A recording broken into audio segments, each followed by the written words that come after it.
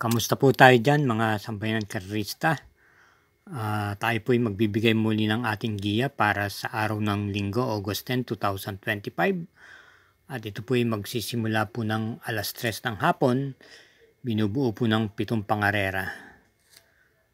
Hindi po ganong kakapalan ng mga pagkaka-line up, mga hanggat 8 kalahok ang mga magsisitakbo sa naturang mga pangarera at yung iba mga 11.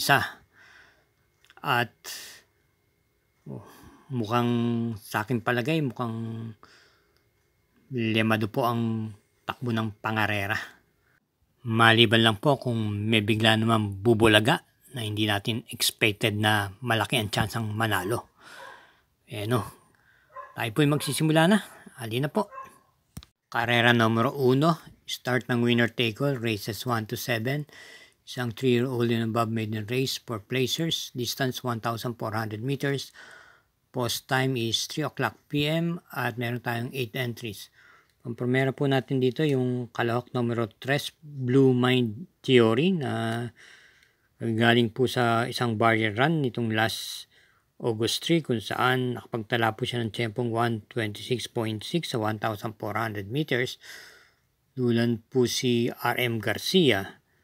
At bilang panigundo naman po natin dito yung numero 6, Uno Magnifico na si Reyes na po ang magdadala. At para sa distansyang 1,400 meters, meron siyang 1:28.8. At nung pinakahuling takbo niya, ito'y dumating lamang po ng 5th pwesto kay Zoom. Kaya para rito sa karera numero 1, pamprimera, yung numero 3, Blue Mind Theory at panigundo yung numero 6, Uno Magnifico. Karera numero 2, distance 1,400 meters, ang class 5, split 17 to 41. Start ng pick 6, races 2 to 7. At meron tayong 6 entries. Ating pong pamprimera yung numero 1, Double Strike na renda ni CL Advincula. Ito po isang derimate, bagamat hindi po kagandahan ng kanyang post position. Pero sa tingin ko dahil aanim lamang po sila rito, hindi naman po siya gaanong matatraffic at magagawaan paraan ni CL Advincula at ipacing po ito. Ito po yung may tiyempong 1:29.8 sa distansyang 1,400 meters. At bilang panigundanan po natin dito yung numero 5, leader of the band ni IAL Aguila. Nung nakaraang takbo niya ay nagpakita na rin ng buti at ito'y tumimbang na rin po. Kaya para rito sa karera numero 2, pamprimera, numero 1, Double Strike, panigundo yung numero 5, leader of the band. Karera numero 3, start po ng Pig 5, races 3 to 7, isang class 4, group 42 to 56 split, distance 1,400 meters, 8 entries. Pamprimera po natin dito yung veteran na at batak sa laban, may taglay na tuling. Yung numero 8, imported horse, Calendar Girl, at meron po siyang tiyempong 1:26.8 sa distansyang 1,400 meters. Bilang panigunda naman po natin dito yung numero 5, veterano na may taglay din naman tuling, J.A. Gusi pong rerenda, 1:27 ang tiyempo sa 1,400 meters. Kaya para rito, sa karera numero 3, dalawa lang po muli tayo. Pamprimera, numero 8, Calendar Girl, panigundo yung numero 5, veterano. Karera numero 4, isang class 5, 17 to 41 split, start ng Pig 4, races 4 to 7, distance 1,400 meters, another 8 entries.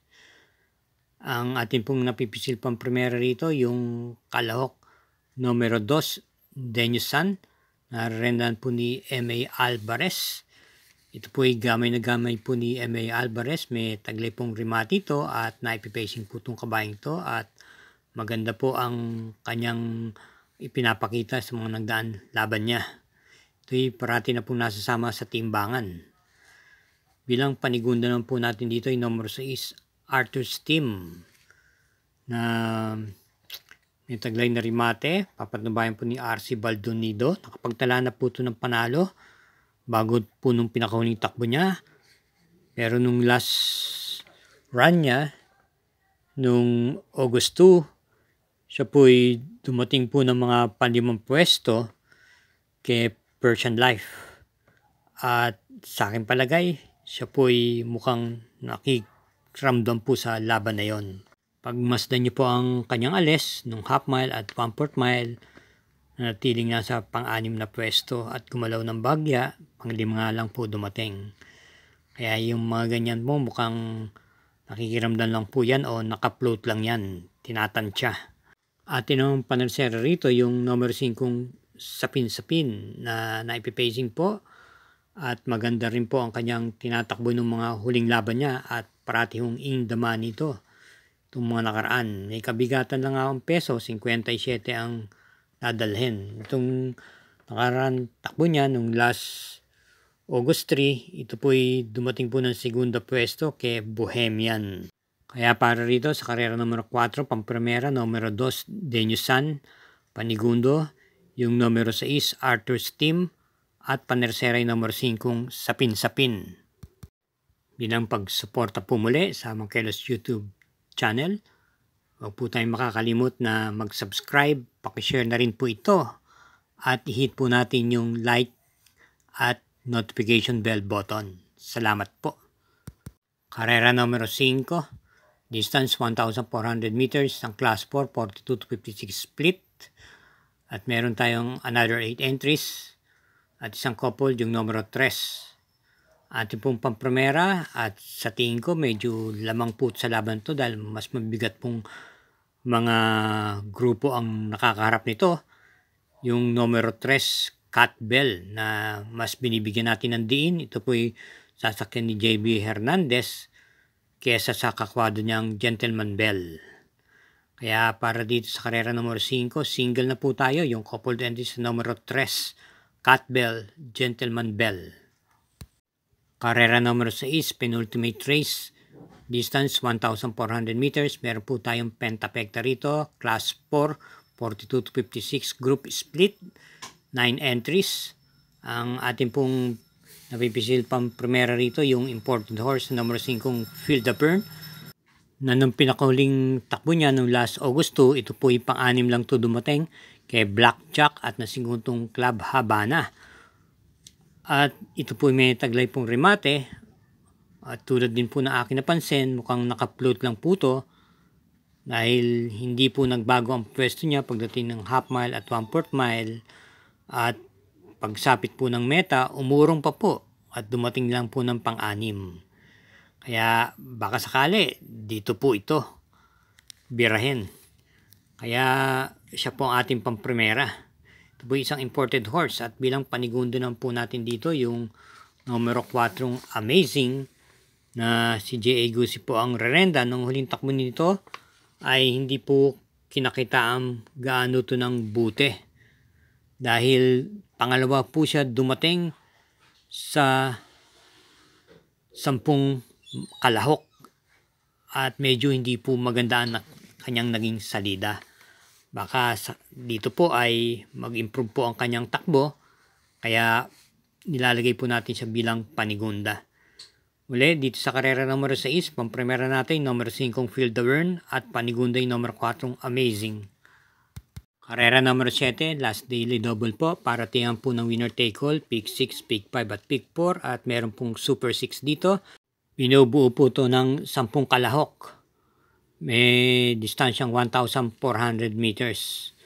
Ating pong pamprimera rito, yung debanderang numero 10, Ali Yana, na baka sakali pong makabuo ng ere dahil wala po ako masyadong makita ritong mabilis-bilis rin na maaari po kagad sumabay sa kanyang makapaglutsaan.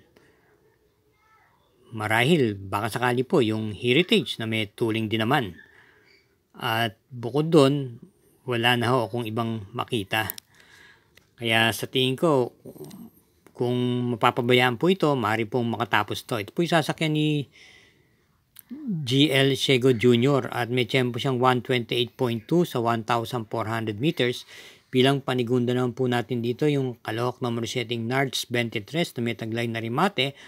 At rendan po siya ni C. Penson. Meron po siyang tempong 1 minute and 29.2 na hawak sa distansyang 1,400 meters. Nung huling takbo niya, Siya po'y dumating po ng pang-apat kay Bohemian. Same rider pa rin po. At bilang panersera po natin dito, isama po natin yung numero 9 Hot Legs na binalik na po kay CB Garganta ang Renda. Ito po'y may tiyempong 128.4 sa 1,400 meters.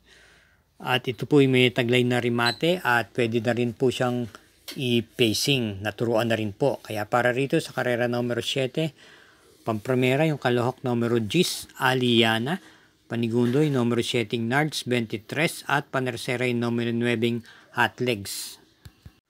Okay dok, mga sambay ng karerista at mga masugid na taga-subaybay ng Makilos TV. Natapos na naman po muli ang pagbigay natin ng giya sa araw nitong nakaraang linggong to.